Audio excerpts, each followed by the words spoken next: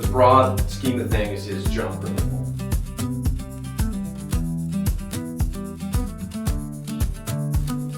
Good morning. Welcome to Main Streets and Back Roads. I'm here this morning with Drake Roller with FM Junket. Good morning, Drake. Good morning. How are you? I'm great. Good, good. What's been going on with you? Lots of things. Yeah? We're busy this time of year. Are you? Yeah. Always cleaning out houses, yeah. Cleaning out the house, cleaning out the garages. Are you setting a lot of dumpsters right now? Yes, lots of dumpsters are Yeah. always going out. People Yeah. always need dumpsters. Right. Always. Yeah.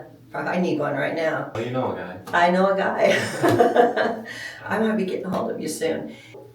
FM Junket is your business. I want to kind of reintroduce you because it's been a couple of months since we've done an interview. Anyway, Drake, I haven't seen you for a while, and I was excited to get to have you come in and come into the new studio here in the Ford building and visit with you. Yeah, it looks great here. Thank you. It's, I was telling Carlene last week how impressive this small town is. Yeah. Malvern is one of the small towns that you can look at and just see the changes and see the people care about it, like all these older buildings that are coming back to life.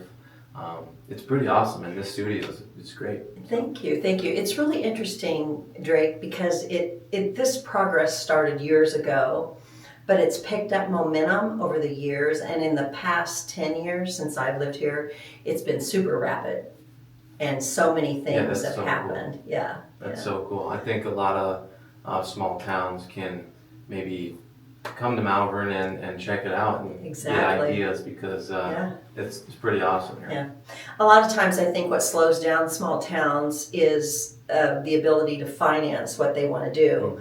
Mm-hmm. I often mention the banker here, Jay Burdick at the Malvern Bank. He is behind the financing of so many of these improvements, and there's MABA, the Malvern Area Betterment Association, and it is very impressive. Malvern is a very impressive town. There are 2 more office spaces, 10 by 12 at like my studio here in the building, that are for rent too. I mentioned that, yeah, so people could come check it out. And it's beautiful. This building is just beautifully redone. I like the aspect of saving these old buildings. I know a lot of these old towns, they have buildings that are now 100 years old, and plus. And so when you get people who can see a vision within, I guess, the old structure, I mean, it's pretty magnificent. I know some towns you go through and there's some buildings on Main Street that are missing that had to be tore down or whatnot, but when you can have a building that's savable and you can see the vision and make it into fruition, I think that's pretty awesome. It is pretty awesome. You think about that creativity. I know a lot of churches are being repurposed all around Southwest Iowa, and the vision that people are having for those, like there's one over in Henderson that has apartments in it. Oh yeah. Yeah, 3 beautiful apartments. Every single one of those apartments has a stained glass element in it. Oh wow. Yeah, it's really cool. That is cool. And here in this building, in the Ford building, as you go up the stairs where the old showroom floor is, there was a car elevator. And so that mechanism's still there in above the stairwell. Yeah, very cool. And there's 8 apartments in this building. I mean, to figure that out, just the geometry of it and that, that creativity, then not to mention the plumbing, the electric, everything that has to go in it. I think I was telling you earlier, I think when they moved in here to start restoring this building, it was nothing but a shell, a brick building with so much damage. The turnaround that they did here is pretty amazing. Yeah, that is so cool. Yeah, and that's Nick and Laura Sorensen. Oh, wow. They did that. Built in 1917 and once one of the oldest Ford dealerships in the country, the Ford building in Malvern has been fully remodeled into a modern, multi-use space. It has apartments, business suites, and office space for rent. It blends big city style with the charm of small town living. A historic landmark ready for today's dreamers and doers. It's pretty amazing. It is. Yeah, yeah. So anyway, let's talk about you. Let's talk about your business. You're in Carson. Yep. You have FM Junket. You have Private Pile. Mm-hmm. The car wash is called Simper Shine, so it's right there on Highway 92. Mm-hmm. Two-bay self-serve car wash. Best car wash in town. Because it's the only one. But yeah, people love it. And that's kind of where we have everything, as well as kind of where our base is centralized. So all of our dumpsters sit out there. And Yeah. Private Pile, which is the antique store that's inside the car wash. So we make the most out of it. Got clutter piling up? FM Junket in Carson, Iowa is your hometown cleanup crew. Fast hauling, fair prices, and now easy dumpster rentals for DIY cleanouts. Your single items to full-on messes, FM Junket gets it done. Call today and breathe a little easier. One of the other things that happened since we got together, I just realized, is you had a baby. Yeah, I had our second baby. Yeah. Had a baby daughter. Her name's Nelsie, and she is now almost 6 months old. Wow. Yeah, it's wow. crazy. She's got such a personality. She's such a little sweetheart. Aw. Smiling and laughs. Oh man, there's nothing like that joy. Yeah. Yeah, she's pretty awesome. Yeah. She sleeps good too. Yeah. That's awesome. 8 hours a night.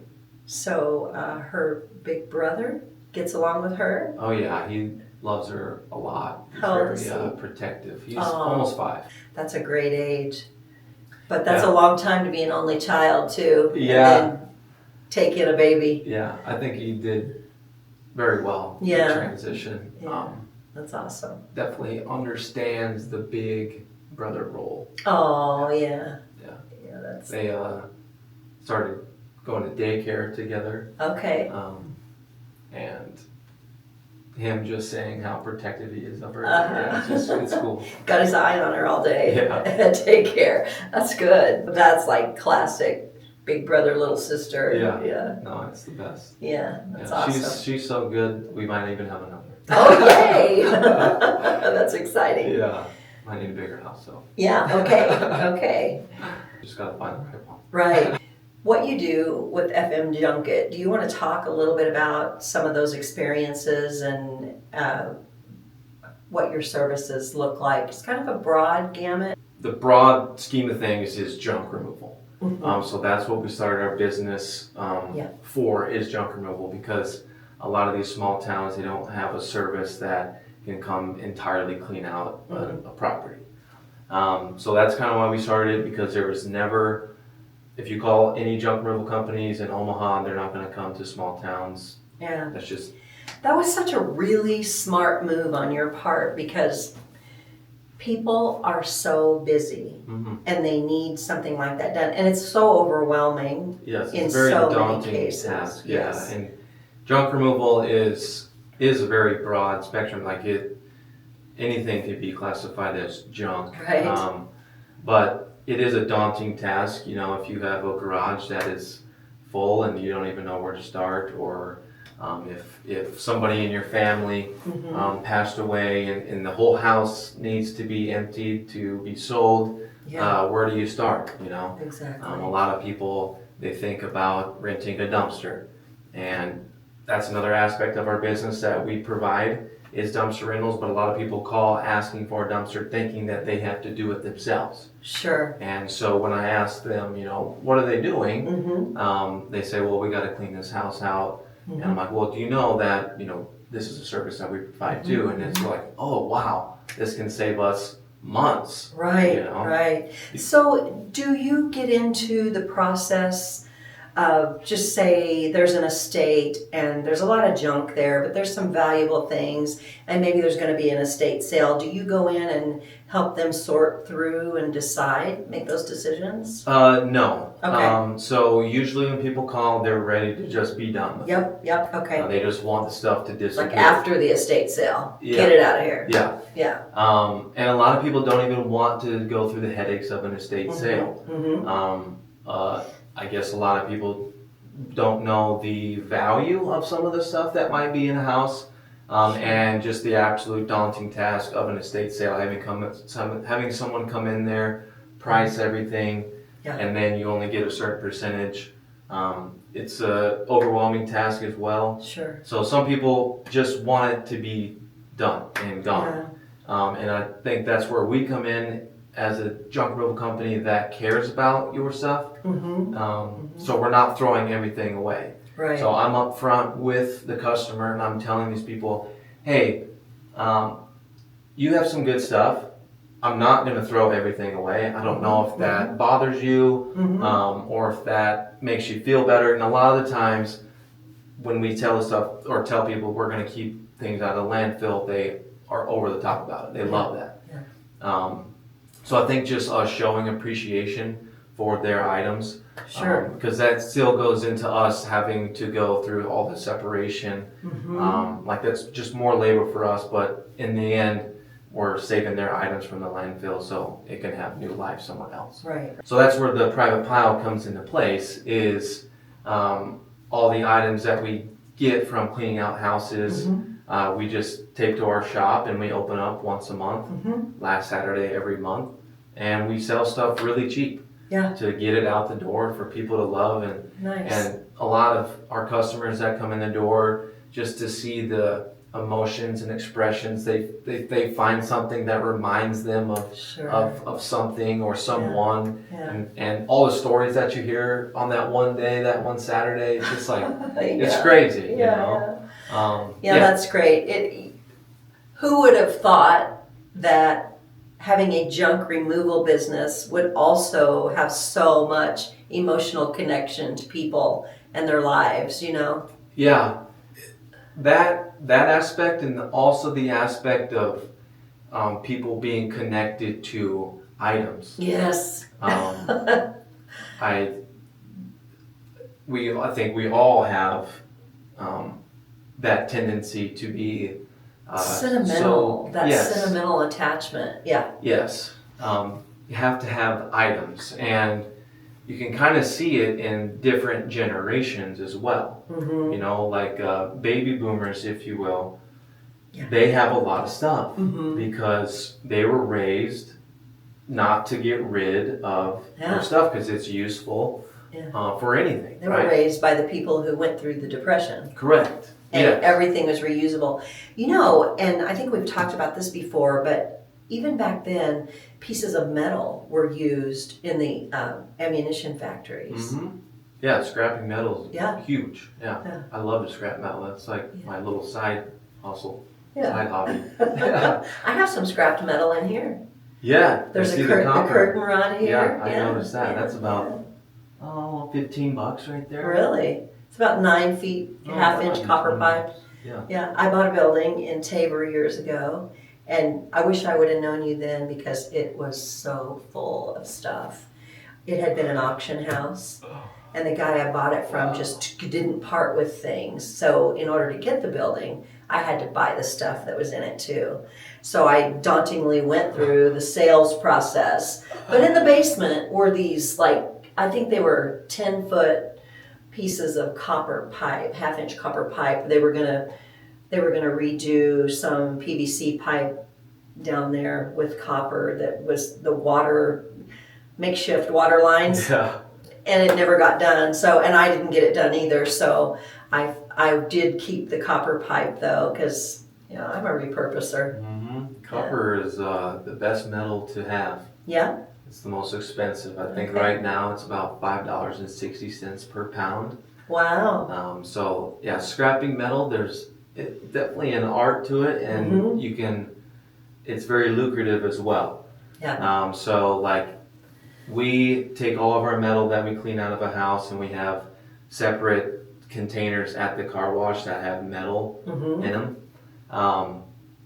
But the way I say lucrative is because, like, if you have an air conditioning unit, right, you can either throw that in a metal dumpster and it be counted as just shred metal weight, which is like $170 a ton.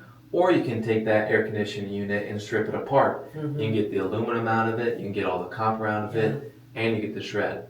So now that AC unit turns into $150 compared to only like a $10 weight charge. Wow, right. So it's labor intensive. It is. It's a lot of work, but worth it. For sure. Yeah. Yeah. Yeah. So yeah, that's great. It'll be Waylon's job soon.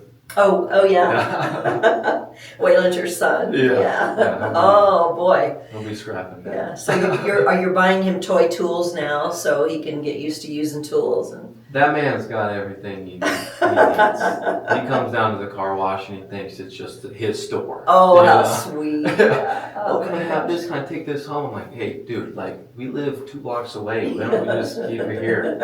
And we can come down here whenever we want. His mom's probably like, stop. Yeah, we got enough stuff. Yeah. And now you've got all the baby paraphernalia again. And, well. Yes. It's something. I remember so many years ago when I parked the last diaper bag. I was like, I felt liberated. Got rid of all the baby stuff, and it's like, never funny. Again. Yeah. Now you probably miss it. Every day. Yeah. Every day. It's a hard. I don't know if it ever gets easier. I mean, I'm proud of my kids. They're all adults and doing their thing, and they're all doing great, but I still miss them needing me. Yeah. They don't need me. They're busy. That's good. That means you did a good job. Well, thank you. They are so capable and such good parents with their own kids. They came and visited you, right? Oh, yeah. My son was back this weekend, and That's awesome. we all, part of us got together. I have a daughter in Kansas City, and she wasn't here with her 4, but 6 of the grandkids and the 4 of us and spouses, and That's awesome. had a few get-togethers, and That's cool. yeah. Protect what matters most. Level up your protection with Snowy Owl Security. Ryan Haig delivers smart monitoring, advanced systems, and real-time alerts that keep your home or business one step ahead. Stay secure with Snowy Owl Security. Thank you, Drake, for sponsoring both of those podcast shows. Of course, yeah. More really. than happy to. Really appreciate that. I appreciate you being on there, and also thank you for your service. You're worth it. Yeah. I love your response to that. I do. It always I love catches that. people off guard. It does, but I love that. So you served in the Marine Corps? The best. Yeah. Let's talk a little bit about Simper Shine. I haven't been over there. I think I'm going to try to come over this month on the last Saturday, because I need some more junk. Yes. Yeah. Oh, yeah. You definitely. Everybody needs something. What if I brought you a few totes full of stuff? Yeah. Okay. Yeah, we could do a little exchange. Okay. There you go. Yeah, that sounds good. I like that idea. Yeah, Simper Shine, the car wash. It is a 2-bay self-serve car wash. We got very lucky on the property. There was a lady by the name of Susan Miller. She's on the board of supervisors for Potawatomi County. They own the car wash before. Okay. And I think we're at a WIDA event, the Western Iowa Development Association. Yeah. And I was kind of just spewing my ideas for FM Junket to Susan. Oh, okay. And she just looked at me and said, well, my car wash is for sale. And I was just like, oh, well, that is definitely something that I would be interested in. So yeah, we worked out a deal, and we bought the car wash from them. Amazing. And they have just been nothing but supportive of us, and they help us out whenever we need help as far as like if the pumps break or anything. Randy's always my guy that I'm calling, say, hey, don't know what I'm doing, but you had this place for 30 years. You could probably help me out. So Great. Yeah. Have you had to replace anything there? Nothing too crazy. Just your typical belts going bad and some water leaks here and there. I think we're the only car wash antique store. I bet you are. Yeah. Maybe nationwide. I think so. That might be a fact. It's a niche. Yeah, that's definitely something that we need to get on the record books and make sure people know. Exactly. Maybe you need to call Guinness Book of Records. Yes. And it's not just a junk store then. You have some quality antiques and different things in there. We're pretty particular about what we put in the store. Yeah. We know what people like, and it's also kind of what I like. So the best way that I can describe it is, so like as we're going through these houses, you know, Kale, my brother, and our employees, they are there to throw stuff away. Yeah, yeah. And me, I am the antique guy. You know, this is my idea of keeping the stuff, because I have just always been infatuated with old things. Yeah. Antiques. I remember going through my grandma's like junk out her in her garage and just finding treasures. Yeah. So to be able to go through houses, you know, it's like a dream come true. You know, going through people's stuff. You know, right. How much fun is that? So a lot of the times during the jobs, I'm just going around frantically through the house, going through the things before the guys get to the room. Right. So I'm going through stuff. I have a little keep pile. Say, hey, don't touch this stuff. You can take the rest of it. Right. Yeah. So yeah, very particular about what we put in the car wash. So like when you first walk in, it's the office, and that's our office. Okay. So that's where, you know, we work out of there. But it's also like my little museum. You know, like I have all the things that I really, really like in there. Yeah. So like I collect uranium glass, and I also collect Pyrex. Okay. So my personal collection is in the glass case, teasing everybody right when you walk in there. And it says on there, you know, items in here are not for sale. Okay. And then I have, you know, like historic things like all of the military uniforms, World War I, World War II helmets. That's amazing. And then all, like I have the Knights Templar uniform. So that's a part of history as well. So like I have the hat, the sword, the whole uniform. Wow. So it's all in this little office. So it's like my little kind of museum. Right. Pretty sure it's haunted now because all the items that we bring in there. But they stayed there, you know, it's fine. And then kind of in the back is more, there's shelving back there. Okay. So this is where you're going to find like your records, your glass. Okay. Just your little knick-knack items. Okay. And then during our sale days, we have 2 20-yard storage containers that we fill full of furniture. Okay. So all this furniture that we get from houses, we put in the storage units, or all more of the bigger items that we can't fit in the car wash. So sale day, 2 hours before the sale, we're out there, we're hauling everything out to get everything staged outside. Okay. You know, because we're right there on Highway 92. Right. And you just want to catch people's attention. Sure. So we pull out all the furniture, all of our big items, and then people just flock. And last Saturday of every month. Last Saturday every month. Okay. Yep. So are you doing this in the winter?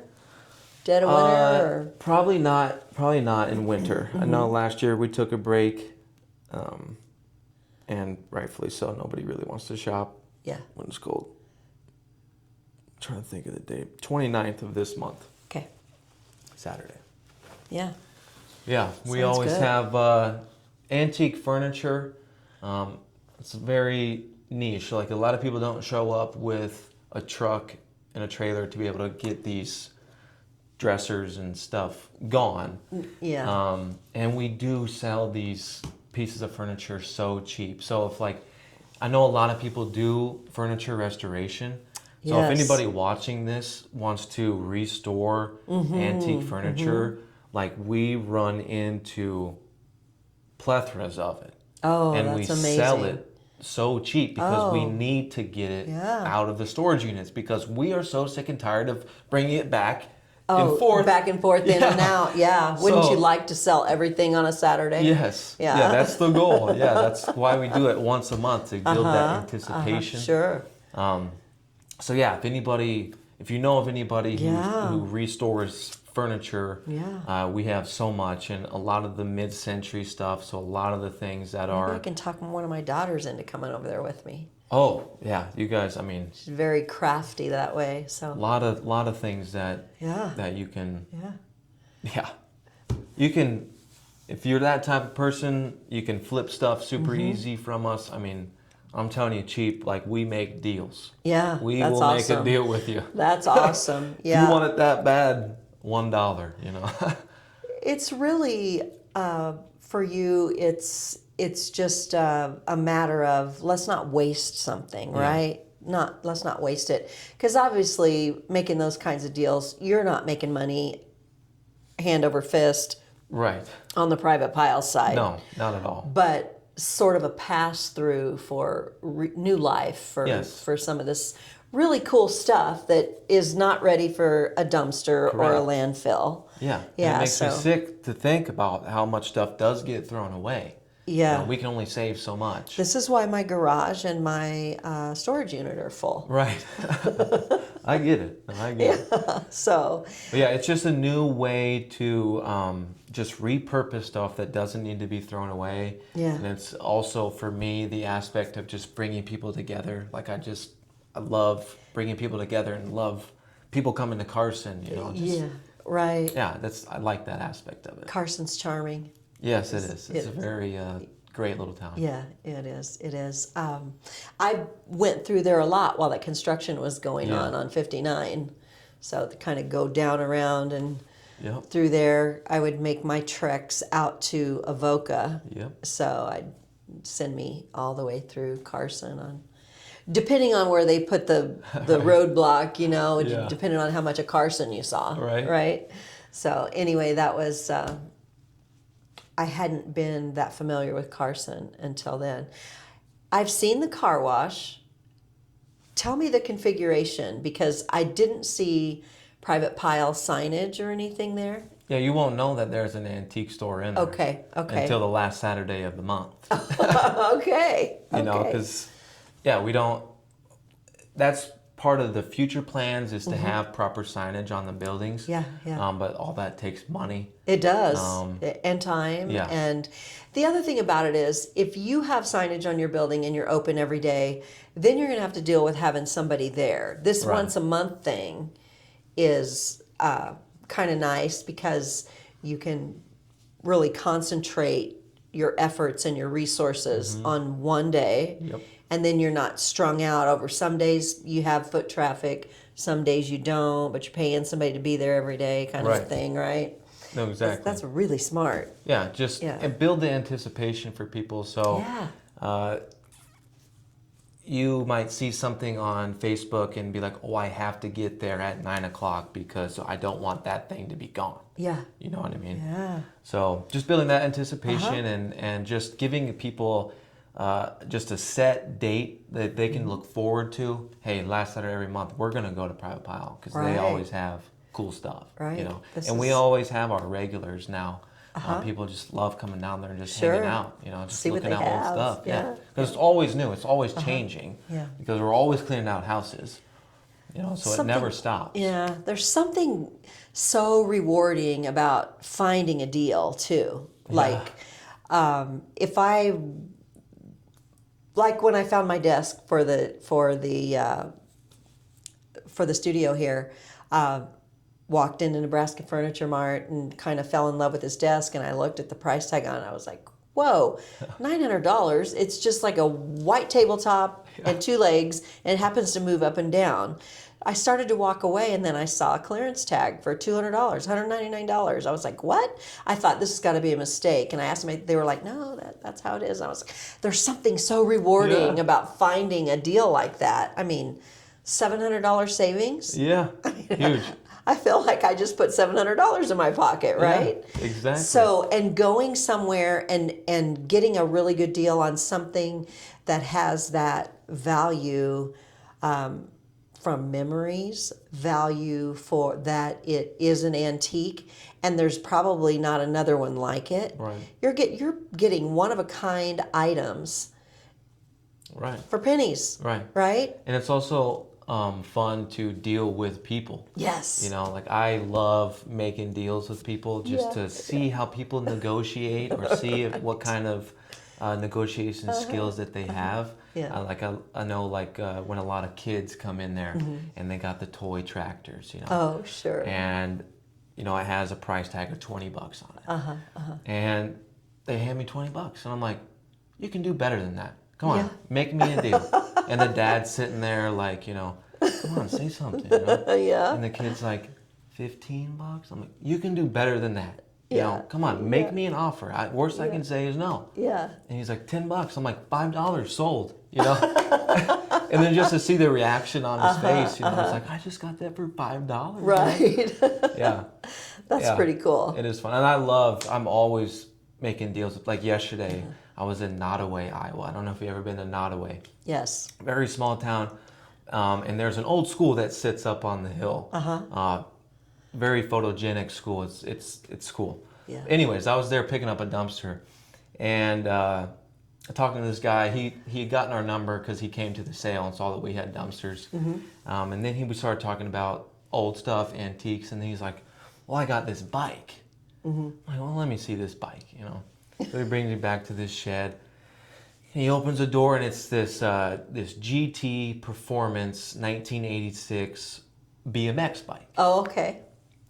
And it is clean. I mean, it is very nostalgic. It's got everything there, all the stickers. Color? It's gray. Okay. And it has blue and pink. Okay. On the stickers. I'll show you a picture of it. It's Okay.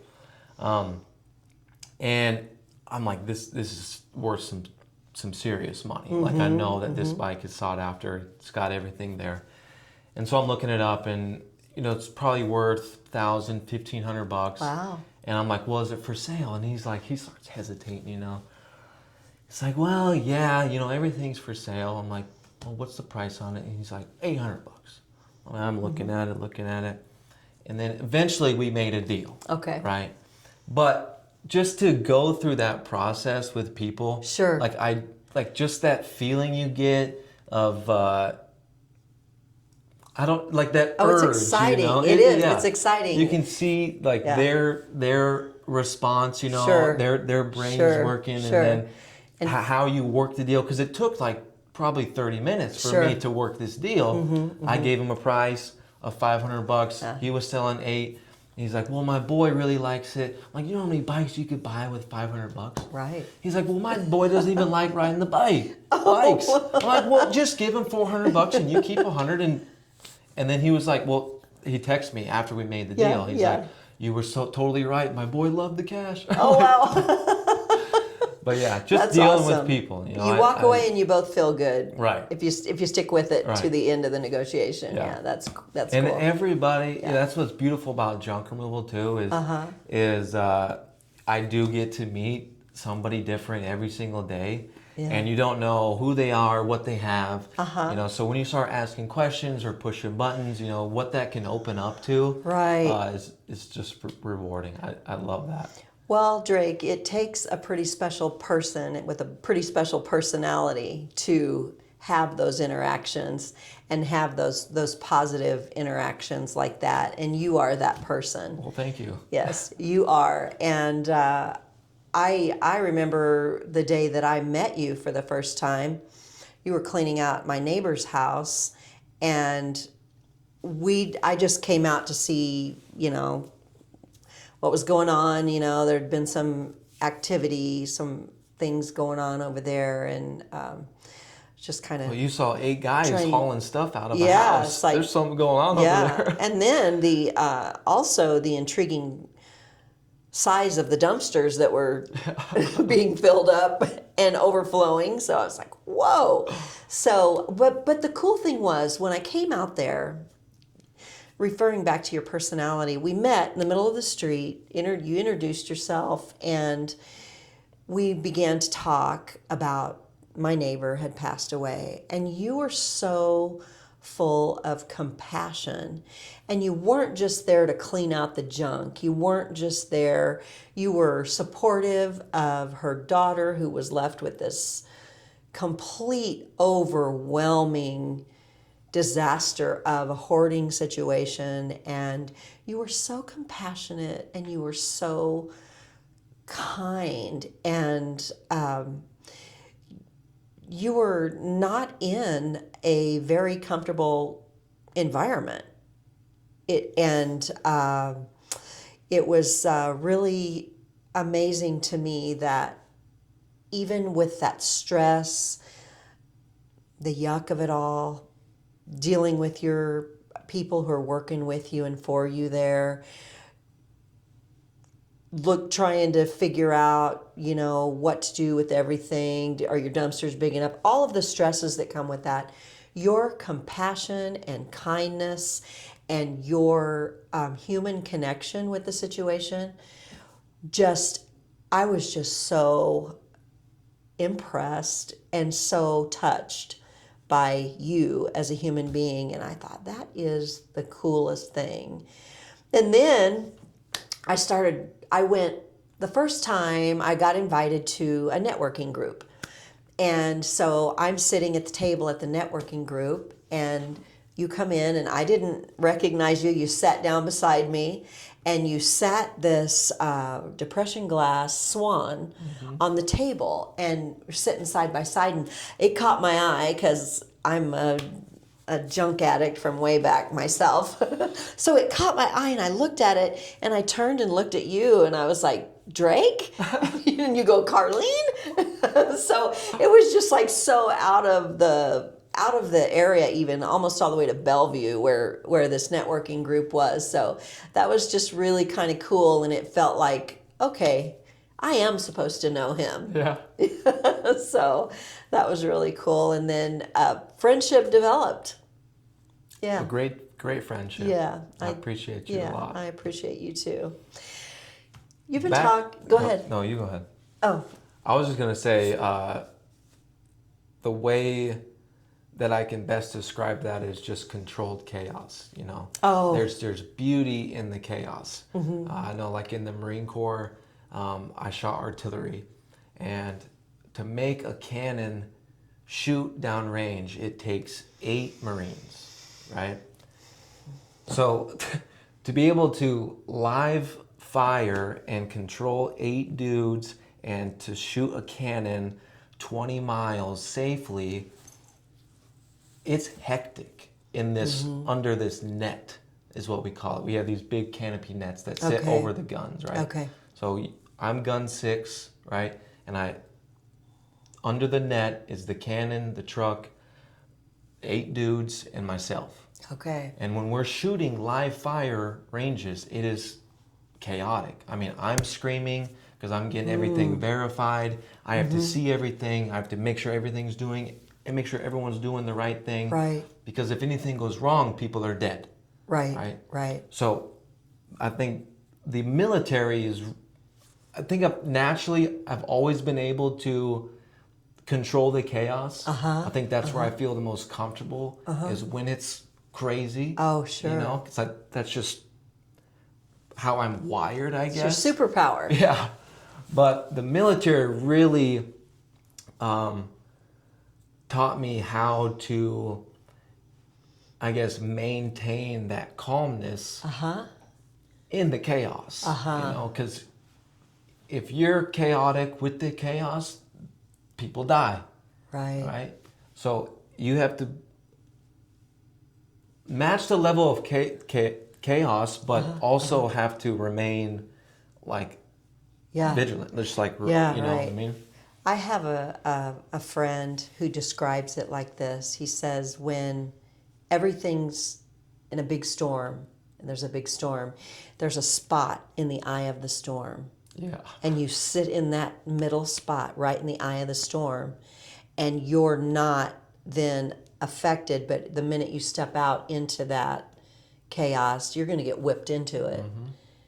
And not going to have much luck getting back into the eye once you've already crossed over there. So it's just, I'm so glad you brought that up, because this is a really, really good lesson for me. And going through the professional changes that I've gone through in the past year, I have been in those storms and working hard to learn to control my reaction. And my reaction is to handle everything, solve all the problems, cut the snakes' heads off, and go. That's just kind of how I function. But this time, I've had to learn so much. I've had to buy equipment. I've had to learn how to buy equipment. I've had to learn how to use equipment. I've had to learn software.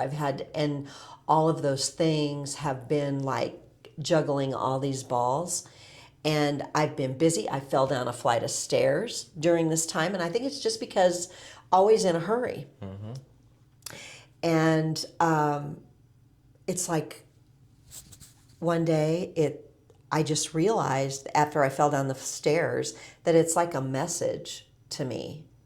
You've got to slow down. You've got to stop and stand still and see what's coming. Because if I'm flailing around, I can't see what's coming, right? Can't see what's beside me, can't see what's behind me. I think I'm hyper vigilant, but I'm just hyper. So My that gunnery sergeant taught me, and it's something that I tell myself every day, but slow is smooth and smooth is fast. slow is smooth and smooth is fast. That's great. Yeah, you can think about it like in a lot of senses. I do think about it as far as that is poignant coming from a gunny sergeant. Yeah. Yeah. Slow is smooth, smooth is fast, because he was in the early stages of Iraq, Afghanistan, Okay. and that's something that he always said, like when they're clearing the rooms, like don't go in there like all panicky, like slow is smooth and smooth is fast, and you can take that you can apply that to anything. Yeah. So that's what I tell myself that all the time. I'm gonna start telling myself that too. Slow is smooth, smooth is fast. That hits home with me. Good. Yeah. Thank you. Yeah. Thank you. Yeah. So, who knew that we get to have a great visit, hear all this about your business, and also get a life lesson today? We're always learning something new. Right. That's the beautiful part about life is Yeah. that you never stop learning. Right. You always try to learn something. I always tell my son, hey, you got to learn something new today. There's no exception. Oh, that's awesome. And then the end of the day, what'd you learn today? Yeah, I don't know. Well, you better figure something out. You better figure something out. Yeah, it causes you to pay attention. Yeah. Yeah. I'd say I just learned something new this morning. I can't remember what it was. But always got to learn something. Yes, every day. New. Every day. Every day. Well, you better figure that out. Yeah, I will. I will. Thank you for joining us today for Main Streets and Back Roads. We've been talking to Drake Roller with FM Junket, and that is longhand, that's Full Metal Junket. Yes. Another military reference, of course. So, Carson, Iowa, Private Pile, every last Saturday of the month. Yep. And Simper Shine, a 2-bay car wash, self-service there, and Full Metal Junket, junk removal, as you heard today. All situations, you'll take an item or you'll take several items, or Yep, we can do it all. We Yeah. like to call ourselves the magic men. We can make anything disappear. Yeah. That's right. You got a single fridge that breaks down, we can come get it. You got a full house that needs cleaned out. You got a hoarder house. You have multiple acres that need cleaned up, that have a bunch of scrap metal on it. We can do that too. So do anything. That's awesome. Thank you, Drake. Thank you so much. Thank you. Have a Good to see day. you too. Thanks for joining us, and we'll see you next time.